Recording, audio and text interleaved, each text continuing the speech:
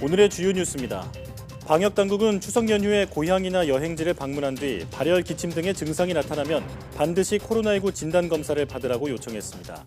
다만 연휴 기간 이동량이 지난해보다 줄어 연휴 이후에 급격한 확산은 없을 것으로 내다봤습니다. 1차 재난지원금을 신청하지 않은 58만 가구의 상당수가 취약계층으로 추정된다는 지적이 나왔습니다. YTN 취재 결과 재난지원금과 취약계층 관리가 부처별로 이원화돼 있어 사각지대가 발생할 가능성이 큰 것으로 나타났습니다.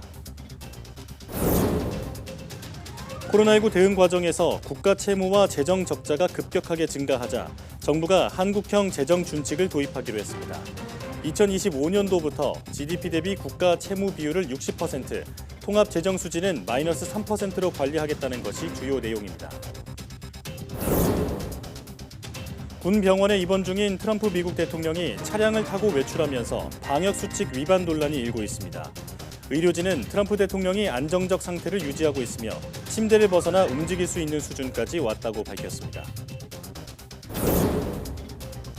해마다 2천여 명 이상이 개물림 사고를 당하면서 사회적 대책을 마련해야 한다는 목소리가 커지고 있습니다. 개물림 사고가 반복되는 이유와 입막의 착용 등 관련 대책은 무엇인지 슬기로운 펫생활에서 집중 점검합니다.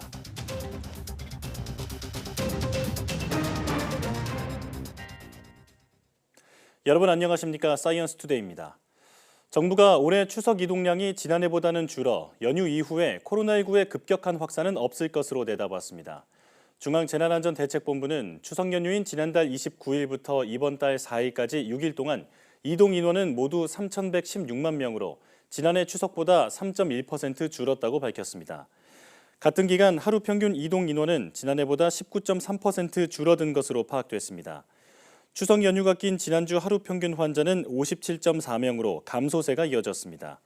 정부는 연휴 기간 영향이 이번 주 본격적으로 나타날 것이라며 거리 두기 노력을 고려할 때 지난 8월 연휴 이후와 같은 급격한 확산은 없을 것으로 기대했습니다.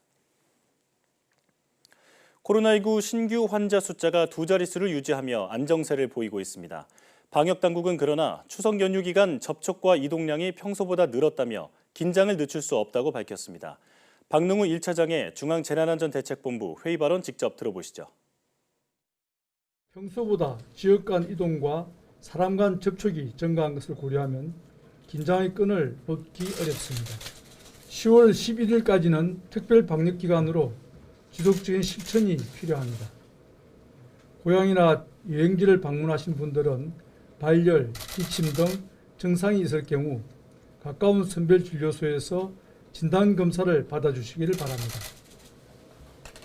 자녀분들은 고향에 계신 부모님의 증상 여부도 전화 등으로 꼭 확인해 주시기를 당부드립니다.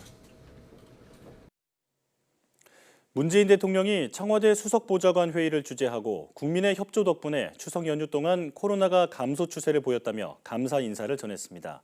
개천절 집회 봉쇄와 관련해서는 경찰이 코로나 재확산을 막기 위해 빈틈없이 차단했다며 방역에 최선을 다했다고 평가했습니다. 직접 들어보시겠습니다. 이번 추석 연휴는 예년과는 사뭇 다른 풍경이었습니다. 민족 대이동의 기간이었지만 국민들께서 고향 방문과 여행을 자제해 주셨습니다. 특히 우려가 컸던 개천절 불법 집회가 코로나 재확산을 유발하지 않도록 철저하게 대비하여 빈틈없이 차단했습니다. 시민들께서도 적지 않은 교통 불편을 감수하며 협조해 주셨습니다. 연휴 기간 동안 경제에 관한 좋은 소식도 있었습니다. 지난 2분기 경제 성장률이 OECD 국가 중 1위를 기록했고 9월 수출액이 전년 동기보다 7.7% 증가하여 코로나로 인한 수출 감소 이후 7개월 만에 정가로 돌아서고 올해 들어 최고치를 기록했습니다. 이 같은 긍정적인 결과들은 모두 국민들의 적극적인 협조 덕분입니다. 거듭 국민들께 깊이 감사드립니다. 정부는 더욱 노력을 기울여 방역에서 확실한 성과를 만들고 민생과 경제를 조속히 살릴 수 있도록 최선을 다하겠습니다. 서울시가 오는 9일 한글날에 신고된 10인 이상 집회를 경찰과 협의해 원천 차단하겠다고 밝혔습니다. 서울시는 한글날에 10인 이상 집회가 52건 신고돼 있다며 집회의 자유와 함께 시민 생명과 안전도 지켜야 할 절대 과제라고 강조했습니다. 이에 따라 한글날에도 서울 도심에 경찰버스를 동원한 차벽이 설치될 것으로 보입니다.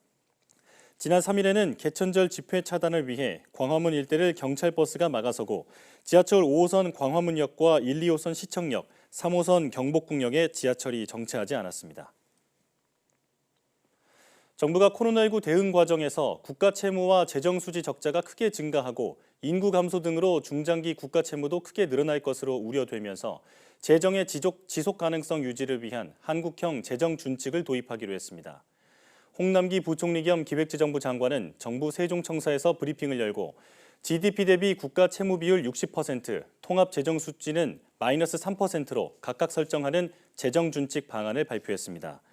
홍 부총리는 현재 국가 채무 수준과 중장기 전망, 고령화 속도 등의 여건을 감안해 국가 채무 비율 기준을 정했고 통합 재정 수지는 중장기 재정 여건과 해외 사례 등을 고려해 기준을 정했다고 설명했습니다. 또 전쟁이나 대규모 재해, 글로벌 경제 위기 등이 발생할 경우에는 국가 채무 비율 증가 적용을 면제하고 경기 둔화가 판단된 때는 통합 재정 수지 기준을 1%포인트 완화해 마이너스 4%를 적용하기로 했습니다. 모든 국민에게 지급했던 1차 재난지원금을 아예 신청조차 하지 않은 가구는 모두 58만 가구에 이르는데 이들 가운데 정부가 찾지 못한 진짜 취약계층이 숨어 있을 것이란 지적이 나오고 있습니다. YTN 취재 결과 정부의 지원금 관리와 취약계층 정보 관리가 전혀 다른 곳에서 이뤄지면서 이른바 재난지원금 사각지대가 생길 수 있는 것으로 확인됐습니다. 최영 기자입니다.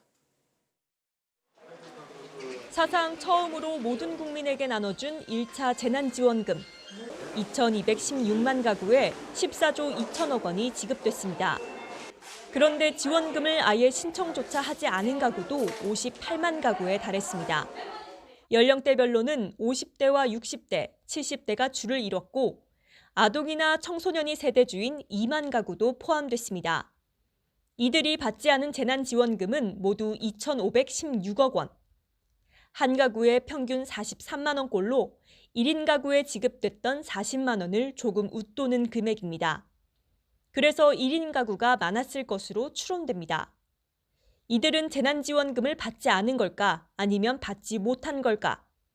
앞서 정부는 자발적인 신청을 기본으로 하되 취약계층에게는 신청 없이 재난지원금을 현금으로 지급했습니다.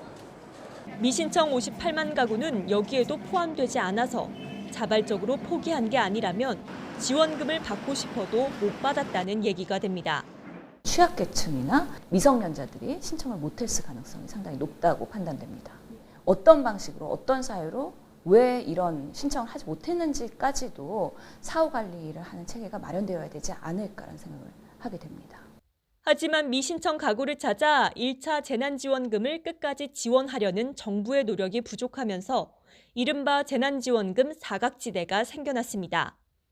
재난지원금 관리는 행정안전부가, 복지계층 정보는 보건복지부가 맡은 탓에 누가 지원을 못 받은 건지 파악조차 안 되고 있습니다. 1차 재난지원금은 모든 국민에게 지급한 첫 시도였던 만큼 지금이라도 숨어있는 진짜 취약계층을 찾아야 한다는 지적입니다. YTN 최아영입니다. 코로나19에 걸렸다가 회복한 완치자들이 꾸준히 늘고 있는데요. 이들은 어떻게 지내고 있을까요? 여전히 편견과 차별을 견디느라 힘든 날을 보내고 있다는데 부장원 기자가 이들을 만나봤습니다. 잠시라도 놓칠세라 사이좋게 손을 잡고 공원을 누비는 아이들. 한창 뛰놀고 나선 새콤달콤한 젤리를 먹느라 여념이 없습니다. 지난 5월 말 5살 배기 둘째 아이가 코로나19 확진 판정을 받았던 서주현 씨 가족이 오랜만에 집 밖으로 나온 모습입니다. 이거 먹을까? 그러면? 딴 거 먹을까? 아이와 함께 격리병동에 입원했다가 완치 판정을 받고 태어난 지 어언 3개월. 하지만 이렇게 바깥으로 나오는 건 아직도 조심스럽습니다. 여전히 확진자로 보는 따가운 시선 때문입니다. 아무런 증상이 없었던 아이는 퇴원하고도 한 달이 넘도록 어린이집에 갈 수 없었습니다. 나가라 해서 나왔는데 다른 학부모님들 입장에서는 만약에 쟤 음성 아닌데 나왔다가 우리한테 감염시키면 어떻게 할 건데? 다른 곳에서 감염이 됐다고 하더라도 의심될 수 있는 사람은 저희 아이밖에 없는 거잖아요. 말로 설명할 수 없는 불안감은 아이에게도 영향을 미쳤습니다.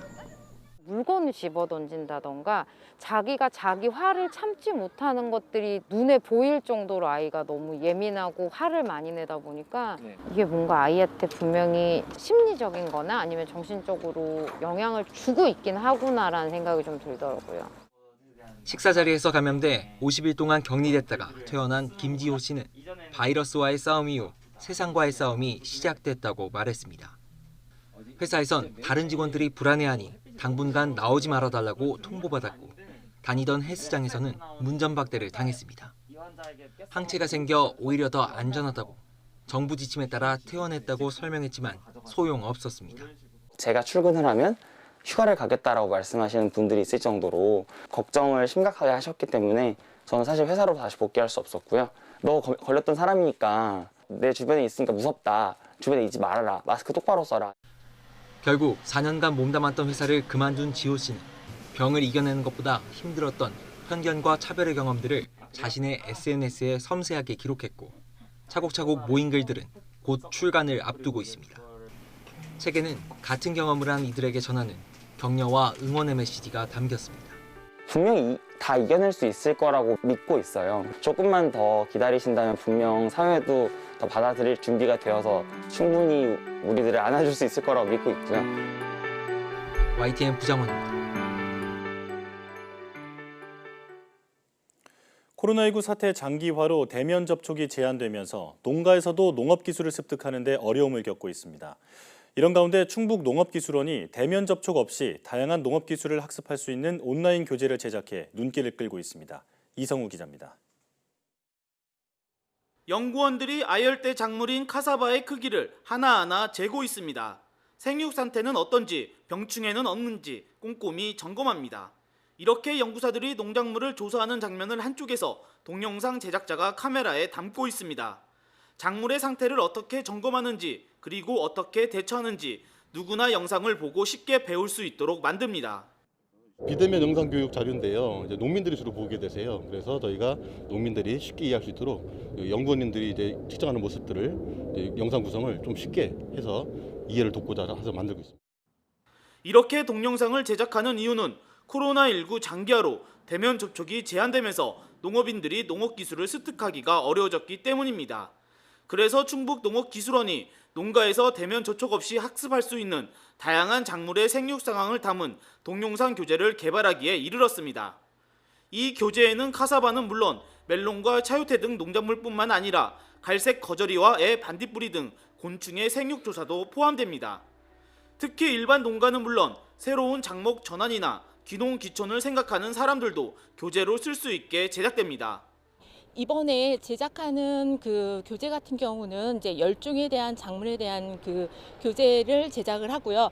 앞으로도 다른 작물, 특히 농가에서 요구하고 있는 충북농업기술원은 이 동영상 교재 제작을 오는 12월까지 마친 뒤 완성된 교재는 온라인을 통해 일반 농가 등에 공유할 계획입니다. YTN 이성우입니다. 철새 서식 환경이 좋은 태화강과 외한강 등이 있는 울산은 동아시아와 대양주를 이동하는 철새들이 거쳐가는 철새 이동 경로입니다. 울산시는 이런 철새 이동 경로를 국제적으로 공인받기로 했습니다. 김민철 기자가 취재했습니다. 태화강 국가정원의 대나무 숲은 철새들의 낙원입니다. 백로는 새끼를 낳아 기르며 여름을 나는데 가장 많을 때는 8천여 마리가 지냅니다. 이렇게 울산의 하천 주변에는 백로와 논병아리 등 한 해 2만 1,400여 마리가 서식합니다. 울산시는 생태도시 위상을 국제적으로 인정받기 위해서 철새 이동 경로 서식지 네트워크 등재를 추진합니다. 등재 기구는 동아시아 대양주 철새 이동 경로 파트너십으로 지난 2009년 철새 연구를 목적으로 설립된 국제 기구입니다. 도심을 가로지르는 태화강과 외한강, 서남호 등 55.1km가 등재 대상지. 등재 평가 조건은 크게 4가지인데 2만 마리 이상 물새가 있어야 하는 첫째 조건은 충족됩니다. 특정 종이 5천 마리 이상 거쳐야 하는 조건도 백로가 8천여 마리여서 문제가 없습니다. 노랑부리 백로와 흰목 물대새 등의 멸종 위기종의 개체수가 조금 적어 걱정되지만 걸림돌이 아니라는 울산시의 분석입니다. 이미 태화강의 서시가는 외가리의 번식 과정을 촬영한 영상을 국제기구 홈페이지에 소개할 정도로 생태 환경의 우수성을 인정받고 있습니다. 산업단지가 있음에도 도심 속 강변을 중심으로 대한민국 최대 백로 서식지이고 다양한 물새들이 매년 2만 마리씩 시민과 함께 공존하고 있는 점을 강조할 예정입니다. 울산시는 이른 시일 내에 심사 신청서를 낼 계획인데 결과는 내년 초쯤 나올 것으로 보입니다. YTN 김인철입니다.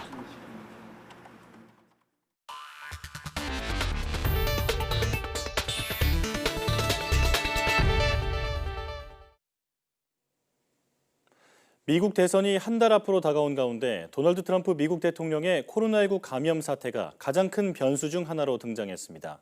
의료진은 상태가 안정적이어서 곧 백악관으로 복귀할 수 있다고 했고 트럼프 대통령은 차량으로 병원 밖을 잠시 나서 지지자들에게 손을 흔들며 인사했습니다. 워싱턴에서 강태욱 특파원의 보도입니다. 의료진은 트럼프 대통령이 안정적인 상태를 유지하고 있다고 밝혔습니다. 이번 당일 보였던 고열 증세도 사라졌고 혈중 산소 포화도 하락이 2차례 있었지만 이제는 침대를 벗어나 움직일 수 있는 수준까지 왔다는 겁니다.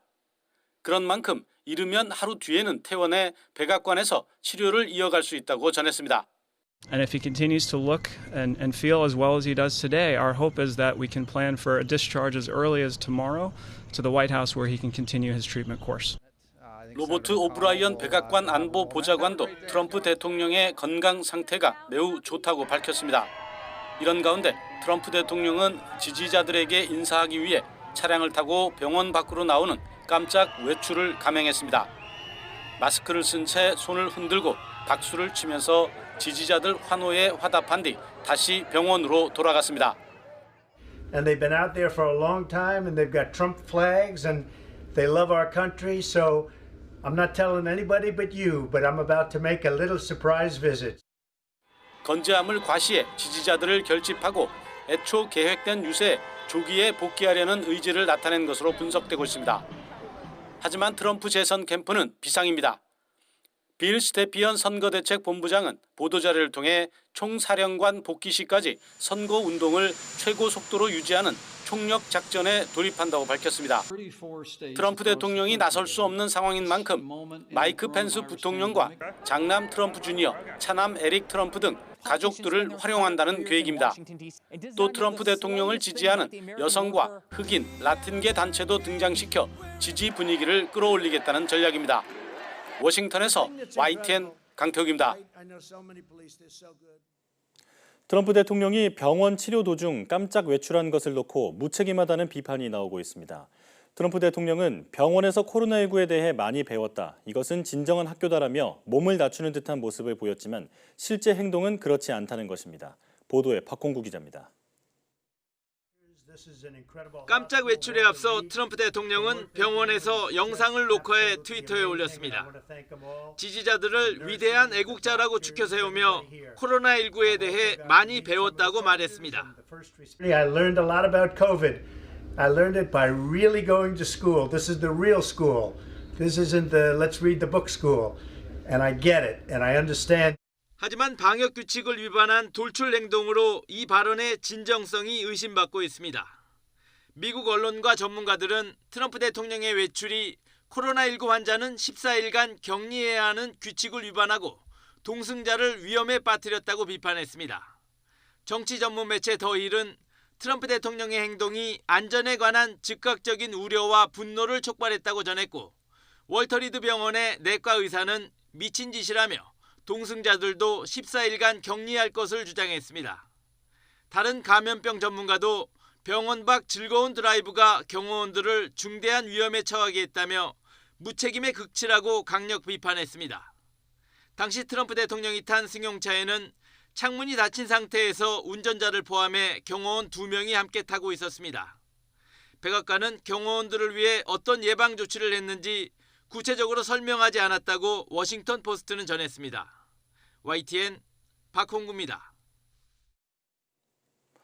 도널드 트럼프 미국 대통령이 주로 코로나19 중증 환자에게 권장되는 덱사메타손을 투여받은 것으로 밝혀졌습니다. 트럼프 대통령이 덱사메타손을 쓴 것은 그만큼 상태가 가볍지 않았다는 점을 시사한다고 미국 언론들은 분석했습니다. 김원배 기자입니다.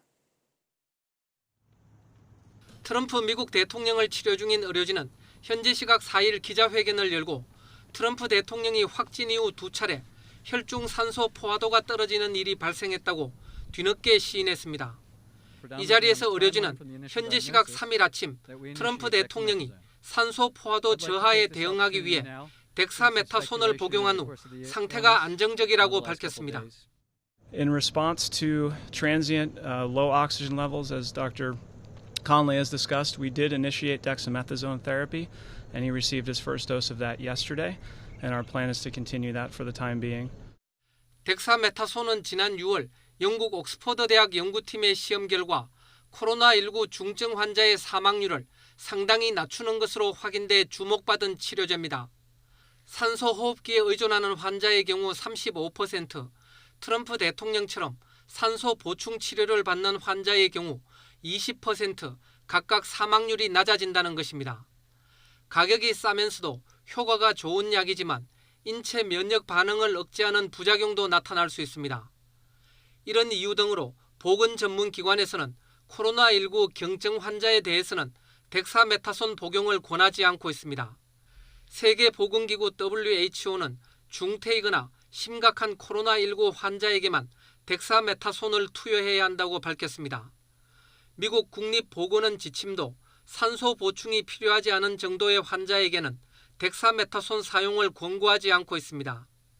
따라서 트럼프 대통령이 이 치료제를 쓴 것은 그만큼 상태가 가볍지 않았다는 점을 시사한다고 워싱턴 포스트 등 미국 언론 매체들이 지적했습니다. 뉴욕타임스는 덱사메타손은 코로나19로 심각하게 아픈 이들을 치료하는 것으로 여겨지며 일반적으로 경증에는 사용하지 않는다고 지적했습니다. YTN 김원배입니다. 미국 공화당 최고위 인사들을 코로나19 감염증에 걸리게 한 집단 발병이 현지 시각 지난달 26일 도널드 트럼프 대통령이 주재한 연방대법관 지명자 발표 행사에서 시작됐을 가능성이 큰 것으로 전해졌습니다. CNN은 현지 시각 4일 고위 당국자를 인용해 트럼프 대통령이 지난달 26일 백악관 로즈가든에서 에이미 코니 베럿 판사를 연방대법관에 지명하기 위해 개최한 행사가 집단 발병지였을 수 있다고 보도했습니다. 이 당국자는 이 발병은 연방대법관 발표식에서 시작됐을 가능성이 매우 큰 것처럼 보인다고 말했습니다. 또 이것은 의회에서 왔을지도 모른다며 다음번 주요 우려사항은 의회를 안전하게 지키고 의원들을 보호하는 일일 것이라고 덧붙였습니다. 연방대법관 지명자 발표 행사에 참석했던 윌리엄 바 미 법무부 장관이 코로나19 예방 차원에서 자가격리에 들어갔습니다. 미 법무부의 캐리 쿠펙 대변인은 바 장관이 지난 금요일 이후 4차례 코로나19 검사를 받고 음성이 나왔지만 예방 차원에서 며칠간 자가격리에 들어간다고 말했습니다. 바 장관은 지난 금요일 법무부에서 한 차례 회의에 참석한 이후 검사를 받을 때를 제외하고 줄곧 집에 머물러 왔습니다. 바 장관은 지난주 에이미 코니 베럿 연방대법관 지명자 발표 행사에 참석했으며 이미 코로나19 확진 판정을 받은 콘웨이 백악관 전 선임 고문과 마스크를 쓰지 않은 채 대화하는 모습이 화면에 잡히기도 했습니다. 프랑스 명품 브랜드 겐조를 창립한 일본 출신 패션 디자이너 다카다 겐조가 코로나19에 감염돼 별세했습니다.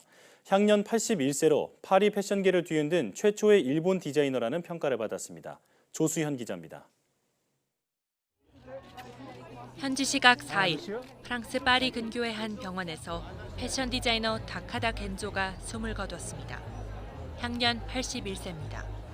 유족은 사인이 코로나19 합병증이라고 밝혔습니다. 지난 9월 중순 코로나19에 감염돼 입원 치료를 받았으나 이달 들어 병세가 악화한 것으로 알려졌습니다. 그의 별세 소식이 알려지자 이달고 파리 시장은 트위터를 통해 겐조 패션은 색과 빛의 설 자리를 부여했다. 파리가 낳은 아들의 죽음을 애도한다며 그의 공적을 기렸습니다. 1939년 일본 효고현 히메지에서 태어난 겐조는 어릴 적부터 패션에 관심이 많았습니다. 고베 대학에 진학했으나 자퇴하고 도쿄 문화복장학원을 졸업한 뒤 1964년 프랑스로 건너갔습니다. 파리에서 보조 스타일리스트로 경력을 쌓은 겐조는 1970년 자신의 첫 번째 매장을 열게 됐습니다. 일본과 서양의 문화를 접목한 작품들로 프랑스인의 마음을 사로잡았고 1976년에는 자신의 이름을 딴 브랜드를 출시했습니다. 이후 여성 컬렉션으로 디자이너 생활을 시작해 남성 컬렉션과 향수로 확대해 나갔습니다. 그러나 겐조는 1993년 루이비통 모에헤네시에 브랜드를 매각했고 1999년에는 패션계 은퇴를 발표했습니다. 미술에 전념하기 위해 30년 가까이 바친 디자이너로서의 삶에 마침표를 찍은 겁니다. 올해 초 겐조는 일본 군국주의 상징인 우길기를 연상시키는 의류를 선보여 논란을 빚은 바 있습니다. YTN 조수연입니다. 가을철에 접어들면서 유럽에서 코로나19가 급속도로 재확산하고 있습니다. 영국의 지난 3일 신규 확진자 수는 12,872명으로 최근 한 주간 평균의 배 이상으로 치솟았다고 CNN 방송이 현지 시각 4일 보도했습니다. 실시간 통계 사이트인 월드오미터에 따르면 영국의 코로나19 확진자 수는 50만 2천여 명, 사망자는 4만 2천여 명입니다. 유럽 질병통제예방센터의 주간 보고서에 따르면 최근 2주간 유럽의 코로나19 사망률은 10만 명당 113.6명으로 70일째 증가하고 있습니다. 프랑스의 경우 3일 기준으로 신규 확진자 수는 16,972명으로 전주의 최대 기록인 16,096명을 경신했습니다. 폴란드는 현지 시각 3일 기준 신규 확진자가 2,367명에 달해 3일 연속 역대 최대 기록을 경신했습니다. 또 이탈리아의 신규 확진자는 2,844명을 기록해 지난 4월 이후 역대 최대 기록을 나타냈습니다. 영국에서 약 16,000명에 달하는 코로나19 확진자들의 감염 사실이 공식 통계에서 누락된 뒤 뒤늦게 입력된 것으로 나타났습니다. 현지 시각 5일 BBC 방송에 따르면 잉글랜드 공중보건국은 코로나19 확진자 15,841명의 사례가 입력 시스템의 기술적인 문제로 공식 통계에 포함되지 않고 며칠간 누락됐다고 밝혔습니다. 누락된 신규 확진자는 지난달 25일부터 이달 2일까지 확진된 사람들로 최장 8일가량 공식 통계에서 빠진 것으로 나타났습니다. 누락된 신규 확진 사례는 지난 2일 밤 진상이 파악됐고 이틀에 걸쳐 주말인 지난 3일과 4일에야 확진자 통계에 뒤늦게 반영됐습니다. BBC는 16,000명이 진단검사 후 추적 시스템에 반영되지 않았다는 것은 이들이 밀접하게 접촉한 사람들 역시 전혀 추적되지 않았다는 뜻이라고 지적했습니다. 한국과 일본 양국 정부가 이번 주 안에 출장 등 사업 목적의 단기 체제자에 대한 입국을 허용하는 데 합의할 것으로 보인다고 일본 언론이 보도했습니다. 니혼 게이자이 신문은 한일 양국이 사업 목적으로 양국을 방문하는 사람에 대해 출국 전 검사 결과 코로나19에 감염되지 않았다는 증명과 함께 행동계획서를 제출하는 것 등을 조건으로 2주간의 격리를 면제하는 내용에 이번 주 안에 합의할 전망이라고 전했습니다. 이에 따라 사업 목적의 단기 출장 등 양국의 왕래가 이달 중 본격적으로 재개될 전망이라고 이 신문은 전했습니다. 일본 정부와 자민당 내에서는 한일 간의 왕래가 조기에 재개되면 강제동원 배상 문제 등 악화한 한일 관계의 개선으로도 이어질 수 있다며 기대하고 있다고 이 신문은 덧붙였습니다.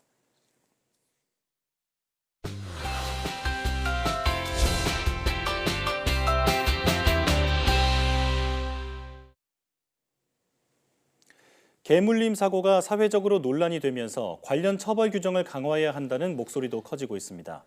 개에게 물리는 사고가 반복되는 이유는 무엇이고 올바른 패티켓 문화를 위해서는 어떤 대책이 필요할까요? 오늘 슬기로운 펫생활에서 이와 관련된 이야기 자세히 알아보겠습니다. 이삭 애견훈련소 이웅종 대표와 함께합니다. 대표님 어서 오십시오. 네, 안녕하세요. 네. 자, 현재 소방청이 밝히는 바에 따르면 매년 2천여 명 이상이 개에게 물리는 사고를 당하고 있다고 합니다. 대책 마련이 시급할 것 같은데, 자, 우선 개 물림 사고 어떤 사례가 있었는지부터 짚어주시죠. 네, 지난 6월이었죠. 경기도 의정부의 한 주택가에서 6살짜리 유치원생이 진돗개 3군데에 물려 무려 10여 밤을 꿰매는 사건이 있었고요. 예. 집에서 약 30m에서 50m 떨어진 이삿집 센터에서 키우던 진돗개였습니다. 예. 현재 심한 트라우마를 겪고 있고 지난달에 7월에는 은평구 불광동에서 입마개를 하지 않은 맹견 로트바일러에게 스피츠가 물려 죽는 일도 있었습니다. 그렇죠. 갑작스러운 공격에 놀란 스피츠 주인 A씨는 몸을 돌렸고 그의 반려견 역시 주인 뒤로 숨었지만 노트바일러 공격성의 속수무책으로 당했는데요. 예. 노트바일러와 견조가 달려들었을 때 해결하고 했지만 오히려 맹견의 힘이 강하기 때문에 나뒹구는 상황까지 벌어졌습니다. 예. 스피츠는 주인 역시 말리는 과정에서 다쳤고 또한 최근에서 진돗개가 포메라니안을 물어 죽이는 사건도 있었는데요. 예. 산책하러 가던 도중 마주오던 진돗개가 포메라니안을 공격했다고 합니다. 예. 견주와 남성 행인 등 4명이 달려들어서 진돗개를 때려 했지만 공격은 1분간 계속됐고 과다 출혈로 죽게 되는 사고가 있었습니다. 예, 저도 관련 보도가 기억이 나는데 이 개가 사람을 무는 경우뿐만 아니라 다른 애견을 공격하는 사례까지 말씀을 해주셨습니다. 자, 끊임없이 이런 그 사고가 반복되는 이유 어떻게 볼 수 있을까요? 네, 일반적으로 보면 우리 애견들이 많이 실수하는 것이 우리 강아지는 물지 않아요. 예. 뭐 위협적이지 않다고 해서 목줄을 풀어놓고 다니는 분들이 의외로 많습니다. 하지만 모든 반려견은 사냥 습성이 있고 자기 영역을 지키는 공격성이 있습니다. 예. 모성 본능에 의한 공격성, 통증에 의한 공격성, 장기 방어 본능 등 공격성을 보이고 있고요. 무엇보다 중요한 것은 반려견은 맹견이 아니라 하더라도 보호자 관찰을 통해 짖거나 또는 통제가 되지 않거나 네. 위협이 강할 때는 공격성이 보인다고 보시면 되고요. 예. 그다음에 이럴 때에는 반드시 교육이 필요합니다. 네. 특히 맹견 분류로 견종된 외출 시에는 2m 이내 목줄과 니드줄을 반드시 해주셔야 되고요. 맹견으로 분리됐을 때는 입막의 착용은 의무화이고요. 이 외에도 공격성이 있거나 통제가 되지 않을 때는 보호자가 입마개를 착용해서 안전을 보호받을 수 있도록 조치를 해주셔야 됩니다. 네.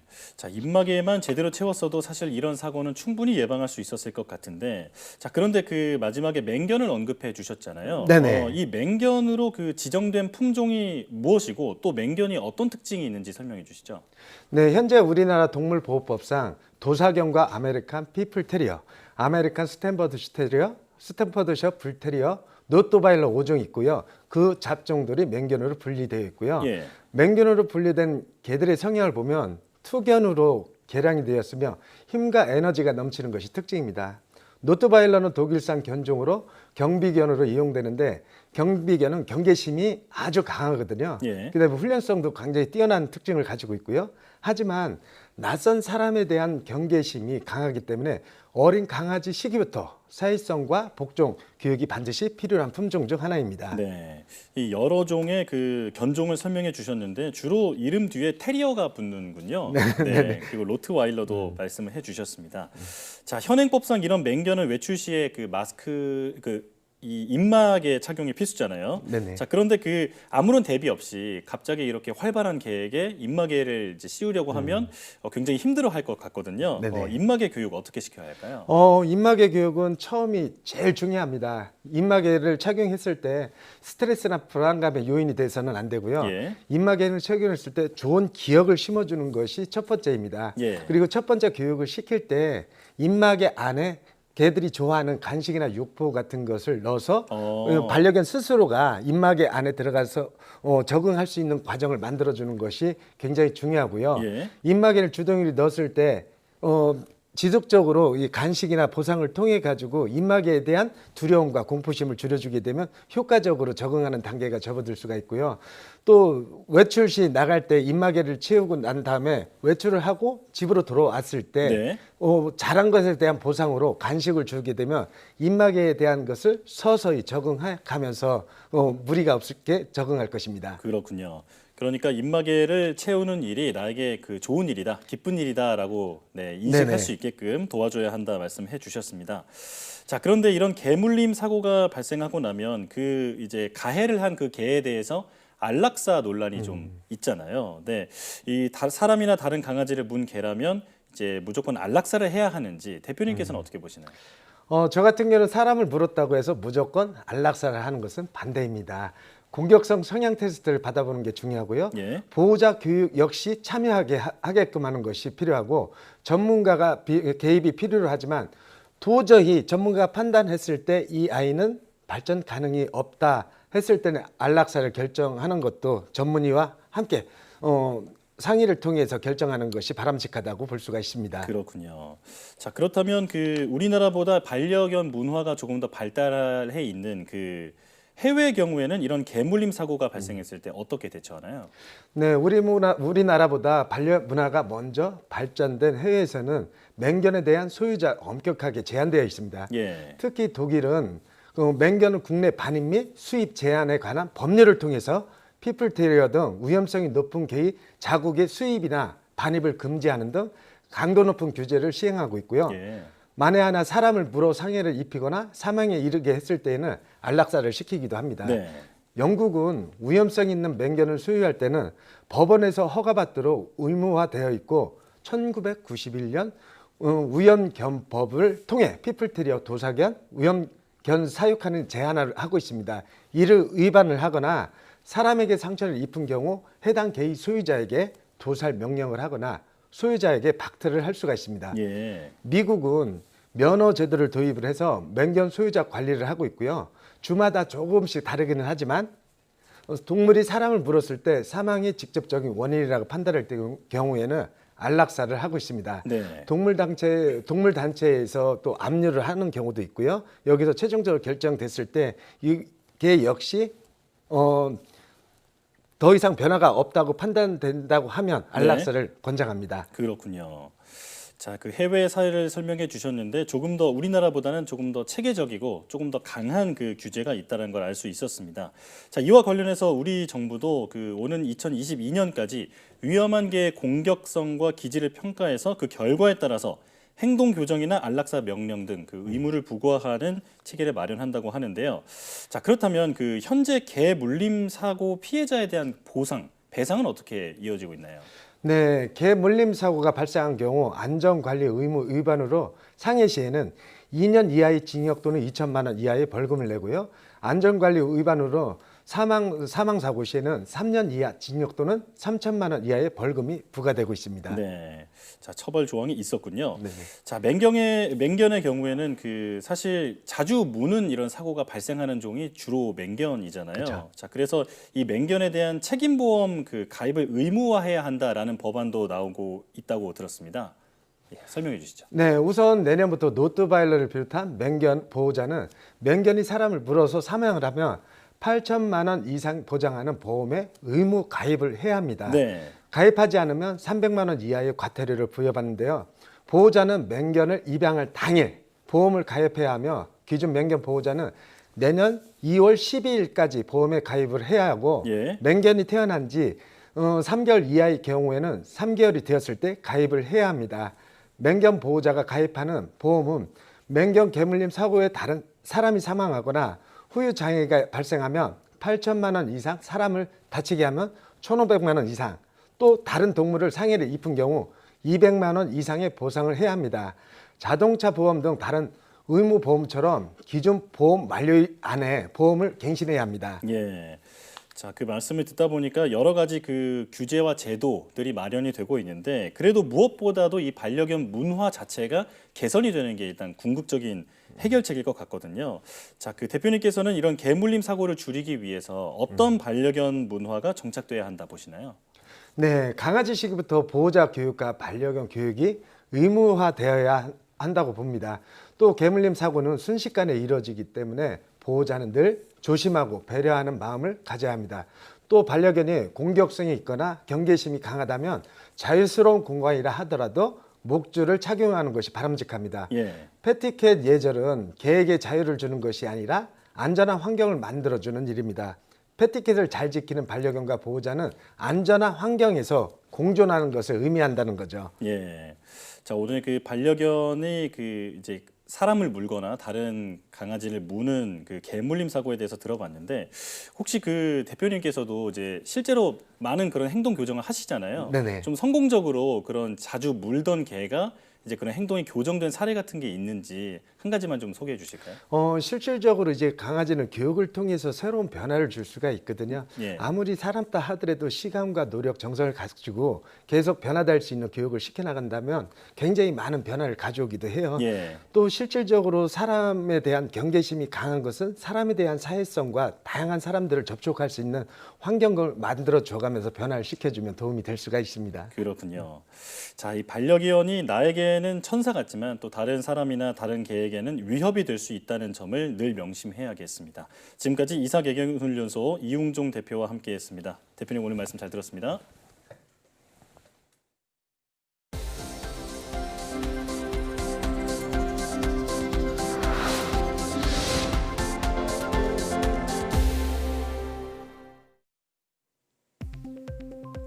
올해 속리산 단풍이 이번 달 넷째 주 절정에 이를 것으로 전망됐습니다.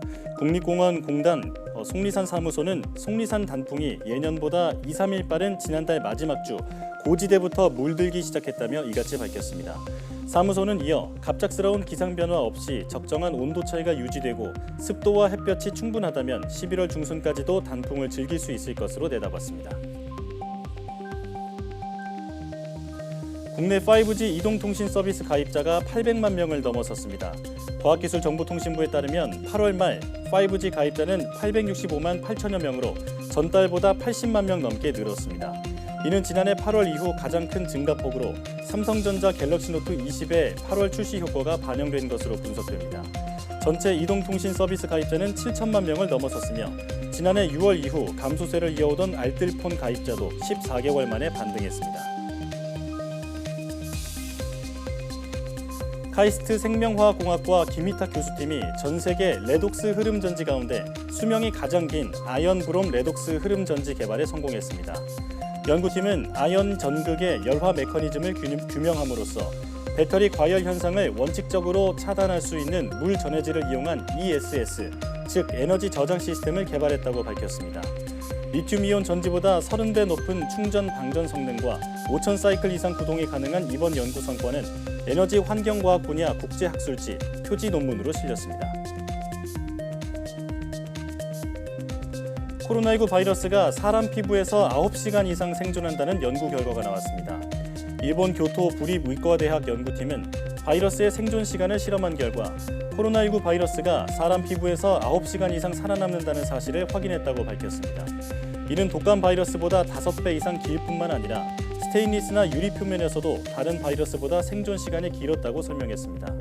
다만 80% 에탄올에서는 코로나19 바이러스가 15초 이내로 완전히 죽는 것으로 나타났다며 손소독 등의 수칙을 지킨다면 감염 위험을 줄일 수 있다고 연구팀은 덧붙였습니다.